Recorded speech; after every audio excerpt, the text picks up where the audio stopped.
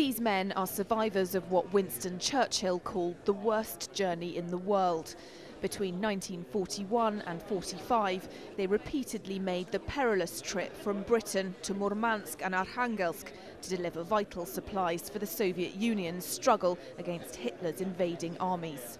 I think the most difficult thing to convey to anyone is the tension, because if you can imagine being on deck and knowing that somewhere out there, you couldn't see them, but there were submarines, and any time a torpedo could hit you or hit the ships that you were looking after. We had terrible weather, but we looked at small ships were, practically sinking all the time.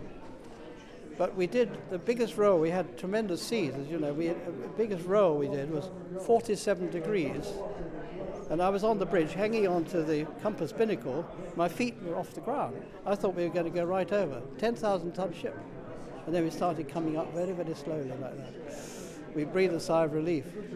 HMS Belfast, now moored at Tower Bridge in London, spent most of 1943 in the icy waters of the Arctic. HMS Belfast led the way in defending the Arctic convoys with the most modern weaponry and technology of the time. But for the 900 men aboard this huge ship, almost the length of 2 football pitches, conditions were harsh and cramped. And on their freezing missions fraught with danger, they faced the constant threat of German attack as they battled the elements to keep open vital supply lines to the Soviet Union. Seamen had just 50 centimetres to hang their hammocks and spent much of their time chipping ice off the outside of the ship to prevent her from being thrown off balance. Altogether, more than 100 ships were sunk and nearly 3,000 servicemen lost their lives. To mark the 65th anniversary of the end of the war, Arctic convoy veterans are receiving a medal from Russia. The irony of this presentation is that the veterans are more widely honoured and acknowledged by Russia than they are by their own country. It took us until, just about a year ago, for the British government to recognise, to give us a little medal. It wasn't even gazetted. No, but the Russians were very appreciative right from the very beginning. But that's the British government. The British government has never supported its armed forces in peacetime. Never has. Russia's ambassador to the UK, Yuri Fedotov, says his country isn't trying to compensate for those shortcomings.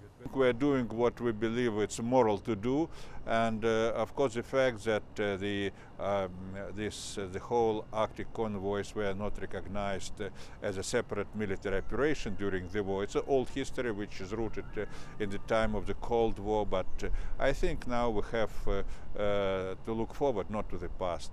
Russia's planning another presentation for 2015.